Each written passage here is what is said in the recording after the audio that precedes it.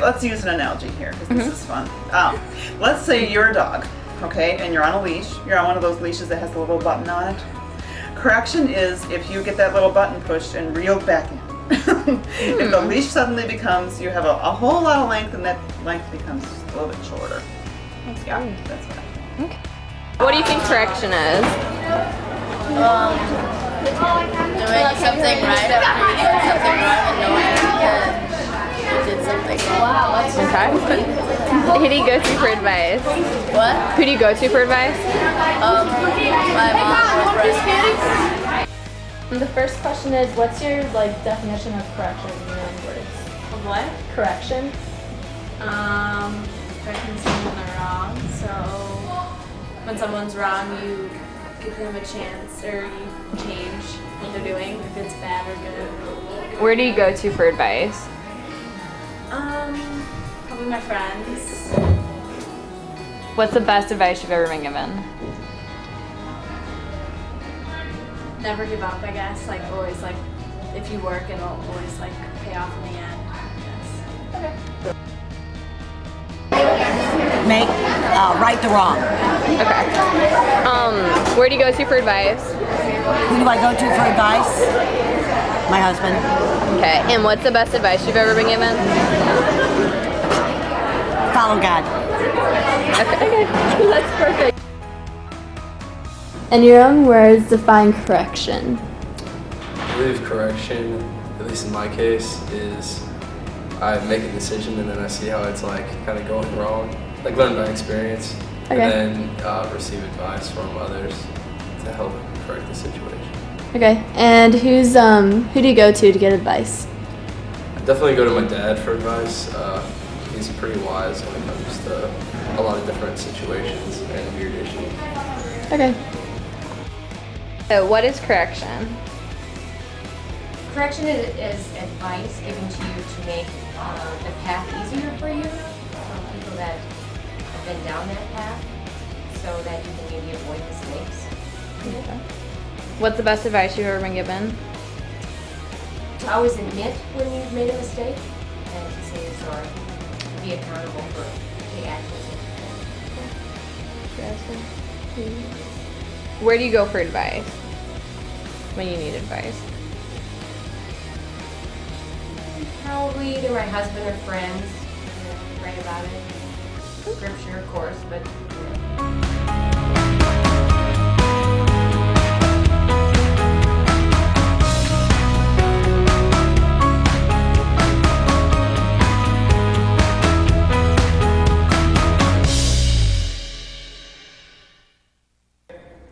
We're going to play straight man-to-man pressure defense.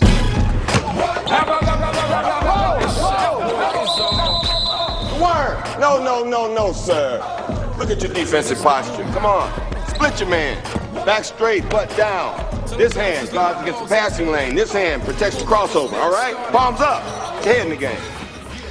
You expect me to react to all that head shake and body gyration? It's activity without accomplishment. You got the ball in front of you, you ain't going anywhere without it. Try this. It's called a rocker step. You ready? Get in your stance. Okay? See, the difference between me and you is when I step, I got the ball protected. And it looks like I'm starting to dribble, so you gotta react. And when you do, cross over, dribble right by you. Try it. It's simple, but it'll make that pretty little shot of yours work. There.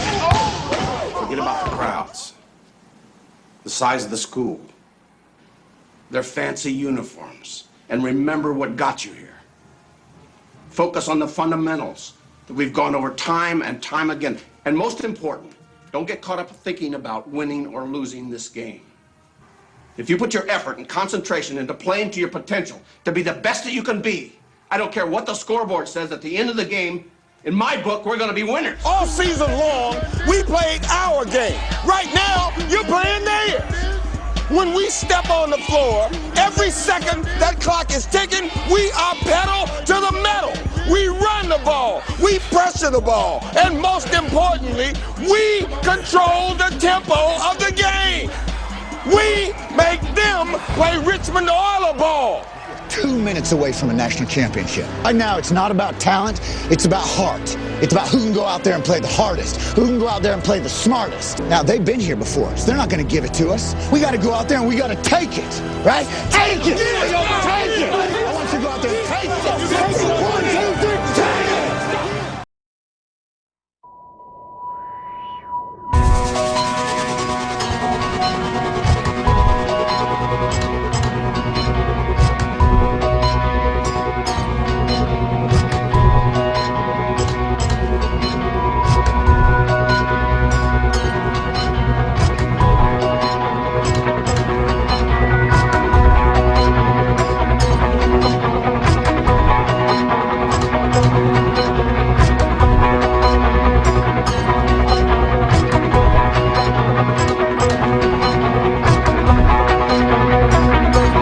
Culture tells us to be independent. Depending on others for advice on anything is almost portrayed as a sign of weakness. The world also tells us we need to be self-sufficient. Culture also tells us that when we ask for advice or counsel, we should make it easy on ourselves and find someone who will tell us what we want to hear. One contemporary example of this is the Oprah Winfrey Show. When people give us advice by keeping us accountable or by constructive criticism, the culture portrays that as a direct attack by the other person. Because culture portrays this message, we get defensive and offended when anyone tries to correct us. Because we usually want to be told what we want to hear, we oftentimes go to the wrong source for correction. When we are looking for correction, we shouldn't base the wisdom we are looking for off of people or culture, but off of the standard of Christ. The other portion of correction, discipline and rebuke, always have negative connotations in our culture. Culture tells us it is not fun to be disciplined, and to be rebuked means angry and harsh words. Though we look at culture and oftentimes believe what it is saying as true and right, we need to remember Proverbs 14:12, which says, "There is always a way that seems right to a man, but in the end it leads to death." In relationships where both people give advice and take advice from the other person, there is more honesty in the relationship, and it can be more enjoyed and appreciated. If you listen to advice and counsel, you yourself will be wiser. The people you are asking for advice have gone through situations and can give you wise counsel and advice through experience. We need to remember that we don't need to be afraid to give advice or counsel to people who need it, even if it means approaching them or being uncomfortable. Sometimes we are afraid that we don't have a place to give advice. Even if we don't have the wisdom to give to people, we can get wisdom from Scripture. We also need to remember not to be ashamed of taking advice or counsel or direction from people. Some good sources of wisdom are teachers, coaches, wise friends, or pastors. People who discipline themselves or allow others to discipline them will continue to grow and gain knowledge. Those who are undisciplined will lead others astray with bad habits. Discipline at a young age is extremely important. Proverbs 22:6, "Train a child in the way he should go, and when he is old, he will not turn from it." The Lord disciplines those that he loves. So in the same way, we should discipline those that we love. We cannot discipline by mere words either, but punishment should be used out of love. We should not despise discipline from others, but know that they do it because they care. We should be able to listen to rebuke with an open mind. Humbling ourselves enough to listen to rebuke will make us wiser.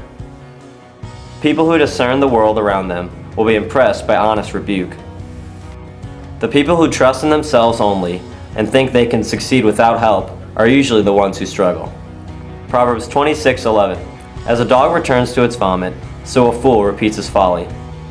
We need to make sure that we focus on not only listening to our family members and friends, but we also turn to God, and just when we need advice or need help with anything, that we turn to God either in prayer or we go to the Bible and just read what He can say to help us.